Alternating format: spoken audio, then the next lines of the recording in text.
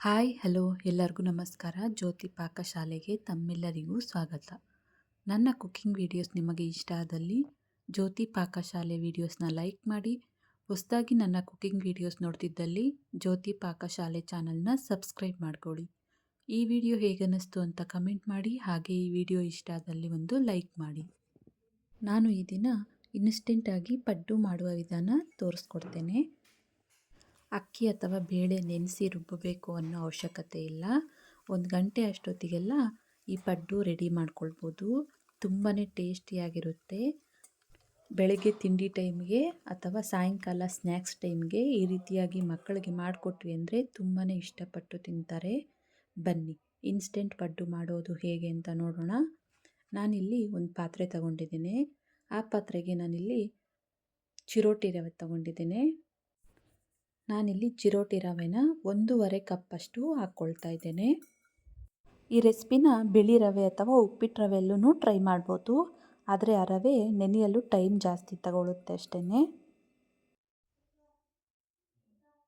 ಹಾಗೆಯೇ ನಾನಿಲ್ಲಿ 3/4 ಕಪ್ಪಷ್ಟು ಗಟ್ಟಿ ಮೊಸರನ್ನ ಹಾಕ್ಕೊಳ್ತಾ ಇದ್ದೇನೆ. ಮೊಸರು ಸ್ವಲ್ಪ ಲೈಟಾಗಿ ಹುಳಿ ಇದ್ದಲ್ಲಿ ತುಂಬ ಟೇಸ್ಟಿಯಾಗಿರ್ತವೆ ಪಡ್ಡು. ಹಾಗೆಯೇ 1 ಕಪ್ಪಷ್ಟು ನೀರನ್ನ ತಗೊಂಡು ಅರ್ಧ ಕಪ್ಪಷ್ಟು ಹಾಕ್ಕೊಂಡು ಹಿಟ್ಟನ್ನು ಈ ರೀತಿಯಾಗಿ ಕಲಿಸ್ಕೊಳ್ತಾ ಇದ್ದೇನೆ. 1.5 ಕಪ್ ಚಿರೋಟಿ ರವೆಗೆ ನಾನಿಲ್ಲಿ 3/4 ಕಪ್ಪಷ್ಟು ಮೊಸರು ಹಾಗೆಯೇ 1 ಕಪ್ಪಷ್ಟು ನೀರನ್ನ ಹಾಕ್ಕೊಂಡು ಕಲಿಸ್ಕೊಳ್ತಾ ಇದ್ದೇನೆ. ಇದನ್ನು ಚೆನ್ನಾಗಿ ಕಲಸಿ ಒಂದು ಅರ್ಧ ಗಂಟೆ ಕಾಲ ನೆನೆಯಲು ಬಿಡೋಣ. ಪ್ಲೇಟ್ ಮುಚ್ಚಿ ಒಂದು ಸೈಡಿಗೆ ಇಟ್ಕೊಳ್ತೇನೆ. ಹಾಗೆ ನಾನಿಲ್ಲಿ ಕಡಾಯಿ ಇಕ್ಕಿ ಗ್ಯಾಸ್ ಹಚ್ಕೊಳ್ತೇನೆ. ಇದಕ್ಕೆ 1-2 ಟೇಬಲ್ ಸ್ಪೂನಷ್ಟು ಎಣ್ಣೆನ ಹಾಕ್ಕೊಳ್ತೇನೆ. 1/4 ಟೀ ಸ್ಪೂನಷ್ಟು ಸಾಸಿವೆನ ಹಾಕ್ಕೊಳ್ತೇನೆ. ಹಾಗೆಯೇ 1 ಟೀ ಸ್ಪೂನಷ್ಟು ಜೀರಿಗೆನ ಹಾಕ್ಕೊಳ್ತೇನೆ. ನಂತರ ಇದಕ್ಕೆ 1 ಟೇಬಲ್ ಸ್ಪೂನಷ್ಟು ಕಡಲೆಬೇಳೆನ ಹಾಕ್ಕೊಳ್ತೇನೆ. ಕಡಲೆಬೇಳೆನ ಹಾಕಿ ಎಣ್ಣೆಯಲ್ಲಿ ಸ್ವಲ್ಪ ಫ್ರೈ ಮಾಡ್ಕೊಳ್ಳೋಣ. ಕಡಲೆಬೇಳೆ ಹಾಕ್ಕೊಳ್ಳೋದ್ರಿಂದ ಅಲ್ಲಲ್ಲಿ ಕ್ರಿಸ್ಪಿಯಾಗಿ ಬಾಯಿಗೆ ಸಿಗ್ತಾ ಇರ್ತವೆ, ಚೆನ್ನಾಗಿರುತ್ತೆ ಅಂತ ಹಾಕ್ಕೊಳ್ಳೋದು. ಕಡಲೆಬೇಳೆ ಹಾಕಿ ಸ್ವಲ್ಪ ಫ್ರೈ ಮಾಡಿಕೊಂಡ ನಂತರ ಇದಕ್ಕೆ ನಾನು 1-2 ಹಸಿಮೆಣಸಿನ್ಕಾಯಿನ ಸಣ್ಣದಾಗಿ ಹಚ್ಕೊಂಡು ಹಾಕ್ಕೊಳ್ತೇನೆ. ಹಾಗೆಯೇ ಕಟ್ ಮಾಡಿರೋಂಥ ಕರಿಬೇವನ್ನ ಸೇರಿಸ್ಕೊಳ್ತೇನೆ. ಕರಿಬೇವು ಹಸಿಮೆಣಸಿನ್ಕಾಯಿ ಹಾಕಿ 1 ನಿಮಿಷ ಇದನ್ನು ಫ್ರೈ ಮಾಡ್ಕೊಳ್ಳೋಣ. ಈಗ ಇದಕ್ಕೆ 1-2 ಮೀಡಿಯಮ್ ಗಾತ್ರದ ಈರುಳ್ಳಿನ ನೋಡಿ ಸಣ್ಣದಾಗಿ, ಆದಷ್ಟು ಸಣ್ಣದಾಗಿ ಕಟ್ ಮಾಡ್ಕೊಂಡಿರೋದನ್ನು ಸೇರಿಸ್ಕೊಳ್ತೇನೆ.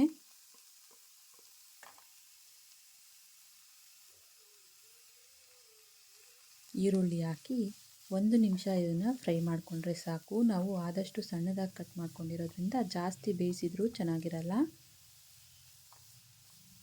ಅರ್ಧದಷ್ಟು ಈರುಳ್ಳಿ ಬೆಂದರೆ ಸಾಕು. ನೋಡಿ ಈರುಳ್ಳಿ ಬೆಂದಿದ್ದಾವೆ. ಈಗ ಇದಕ್ಕೆ ಸ್ವಲ್ಪ ಸಬ್ಬಕ್ಷಿನ ಸೇರಿಸ್ಕೊಳ್ತೇನೆ. ಸಬ್ಬಕ್ಷಿ ಇದ್ದಲ್ಲಿ ಹಾಕ್ಕೊಳ್ಬೋದು, ಇಲ್ಲಾಂದರೆ ಸ್ಕಿಪ್ ಮಾಡ್ಕೋಬೋದು. ಹಾಗೆಯೇ ಸ್ವಲ್ಪ ಕೊತ್ತಂಬರಿ ಸೊಪ್ಪನ್ನ ಕಟ್ ಮಾಡಿ ಸೇರಿಸ್ಕೊಳ್ತೇನೆ. ಸೊಪ್ಪನ್ನು ಹಾಕಿ ಚೆನ್ನಾಗಿ ಇದನ್ನು ಕಲಿಸ್ಕೊಳ್ಳೋಣ. ಆ ಬಿಸಿಯೇ ಸೊಪ್ಪೆಲ್ಲ ಫ್ರೈ ಆಗುತ್ತೆ. ಜಾಸ್ತಿ ಬೇಯಿಸಲಿಕ್ಕೆ ಹೋಗಬಾರ್ದು ಈ ಮಿಶ್ರಣನ. ನೋಡಿ ಗ್ಯಾಸ್ ಆಫ್ ಮಾಡ್ಕೊಳ್ತೇನೆ. ಅರ್ಧದಷ್ಟು ಬೆಂದರೆ ಸಾಕು ತರಕಾರಿ ಎಲ್ಲ. ಕೊನೆಯದಾಗಿ ಇದಕ್ಕೆ 1 ಕ್ಯಾರೆಟ್ ತುರಿನ ಸೇರಿಸ್ಕೊಳ್ತಾ ಇದ್ದೇನೆ. ಆ ಕಡಾಯಿ ಬಿಸಿಗೆ ಕ್ಯಾರೆಟ್ ಸಾಫ್ಟ್ ಆಗುತ್ತೆ. ಕ್ಯಾರೆಟ್ ತುರಿ ಹಾಕಿ ಚೆನ್ನಾಗಿ ಇದನ್ನು ಮಿಕ್ಸ್ ಮಾಡ್ಕೊಳ್ಳೋಣ. ನಾನಿಲ್ಲಿ ಎಲ್ಲ ತರಕಾರಿನೂ ಅರ್ಧದಷ್ಟು ಬೇಯಿಸಿ ಹಿಟ್ಟಿಗೆ ಹಾಕಿ ಕಲಸಿ ಪಡ್ಡುನ ಮಾಡ್ಕೊಳ್ತೇನೆ. ನಿಮಗೆ ಇಷ್ಟ ಆದಲ್ಲಿ ಹಸಿ ತರಕಾರಿನೇ ಹಿಟ್ಟಿಗೆ ಕಲಸಿ ಪಡ್ಡುನ ಮಾಡ್ಕೊಳ್ಬೋದು. ಈ ರೀತಿಯಾಗಿ ಅರ್ಧದಷ್ಟು ಬೇಯಿಸಿ ಪಡ್ಡು ಮಾಡೋದ್ರಿಂದ ಮಕ್ಕಳು ಇಷ್ಟಪಟ್ಟು ತಿಂತಾರೆ ಅಂತ ಅಷ್ಟೇ. ನೋಡಿ ಇದು ಫುಲ್ ತಣ್ಣಗಾದ ನಂತರ ನಾನಿಲ್ಲಿ ರವೆ ಹಾಗೂ ಮೊಸರು ಕಲಸಿರೋ ಹಿಟ್ಟಿಗೆ ಈ ಮಿಶ್ರಣನ ಹಾಕ್ಕೊಳ್ತೇನೆ. ನೋಡಿ ಎಲ್ಲ ಮಿಶ್ರಣನ ಹಾಕಿ ಚೆನ್ನಾಗಿ ಇದನ್ನು ಮಿಕ್ಸ್ ಮಾಡ್ಕೊಳ್ಳೋಣ. ಹಿಟ್ಟು ಗಟ್ಟಿಯಾದಲ್ಲಿ ಒಂದು ಅರ್ಧ ಕಪ್ಪಷ್ಟು ನೀರನ್ನ ಹಾಕಿ ನಮಗೆ ಇಡ್ಲಿ ಹಿಟ್ಟು ಕನ್ಸಿಸ್ಟೆನ್ಸಿನಲ್ಲಿ ಈ ಹಿಟ್ಟನ್ನು ಮಾಡ್ಕೊಳ್ಬೇಕು. ನೋಡ್ಬೋದು ಕನ್ಸಿಸ್ಟೆನ್ಸಿ ಈ ರೀತಿಯಾಗಿರಬೇಕು. ಈಗ ಇದಕ್ಕೆ ರುಚಿಗೆ ತಕ್ಕಷ್ಟು ಉಪ್ಪನ್ನು ಹಾಕ್ಕೊಳ್ತೇನೆ. ಉಪ್ಪನ್ನು ಹಾಕಿ ಚೆನ್ನಾಗಿ ಇದನ್ನು ಮಿಕ್ಸ್ ಮಾಡ್ಕೊಳ್ಳೋಣ.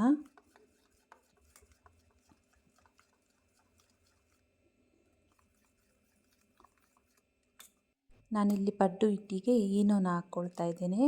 ಈನೋ ಹಾಕ್ಕೊಳ್ಳೋದ್ರಿಂದ ಫುಲ್ ಫ್ಲಫಿಯಾಗಿ ಬರ್ತವೆ ಪಡ್ಡು ಹಾಗೂ ಟೇಸ್ಟಿಯಾಗೂ ಇರ್ತವೆ.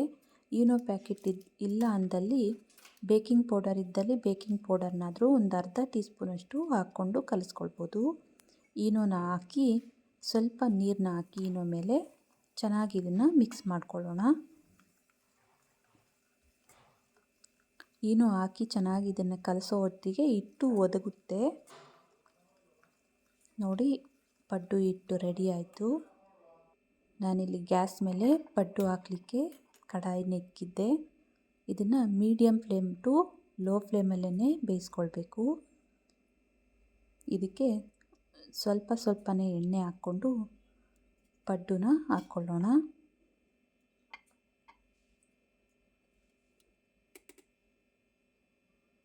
ಮುಕ್ಕಾಲು ಭಾಗದಷ್ಟು ಮಾತ್ರ ಹಿಟ್ಟನ್ನು ಹಾಕ್ಕೊಳ್ಬೇಕು. ಫುಲ್ ಹಾಕಿದ್ವಿ ಅಂದರೆ ತಿರುಗಿಸ್ಲಿಕ್ಕೆ ಆಗೋಲ್ಲ.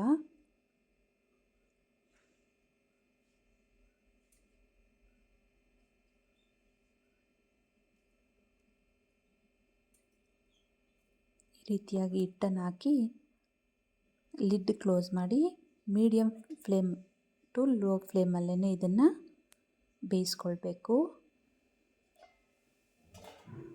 ನೋಡಿ ಒಂದು ಕಡೆ ಫ್ರೈ ಆಗಿದ್ದಾವೆ. ಇವನ್ನ ಟರ್ನ್ ಮಾಡ್ಕೊಳ್ತೇನೆ.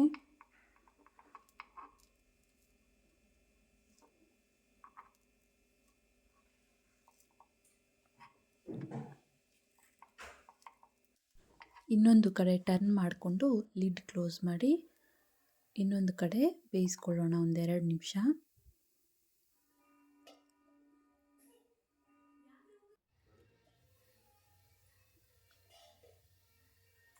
ನೋಡಿ 2 ಕಡೆ ಫ್ರೈ ಆಗಿದ್ದಾವೆ.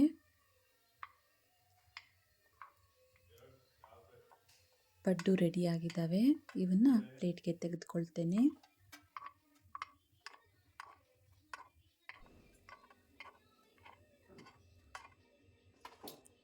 ನೋಡಿ ಪಡ್ಡು ರೆಸಿಪಿ ರೆಡಿ ಆಯಿತು. ಇವನ್ನ ಪ್ಲೇಟ್ಗೆ ಸರ್ವ್ ಮಾಡ್ತೇನೆ. ನೋಡಿದ್ರಲ್ಲ, ಅಕ್ಕಿ ಬೇಳೆ ನೆನೆಸೋ ಅವಶ್ಯಕತೆ ಇಲ್ಲದೆ, ರುಬ್ಬೋ ಅವಶ್ಯಕತೆ ಇಲ್ಲದೆ ಇನ್ಸ್ಟೆಂಟಾಗಿ ರುಚಿಕರವಾದಂತಹ ಪಡ್ಡು ಮಾಡುವ ವಿಧಾನ. ಈ ರೀತಿಯಾಗಿ ಮಕ್ಕಳಿಗೆ ಮಾಡಿಕೊಟ್ರೆ ತುಂಬಾ ಇಷ್ಟಪಟ್ಟು ತಿಂತಾರೆ. ನಾನು ಪಡ್ಡುಗೆ ಕಾಂಬಿನೇಷನ್ ಆಗಿ ಕಾಯಿ ಚಟ್ನಿನ ಮಾಡಿದ್ದೆ. ತುಂಬಾ ಟೇಸ್ಟಿಯಾಗಿರುತ್ತೆ ಈ ರೆಸಿಪಿ.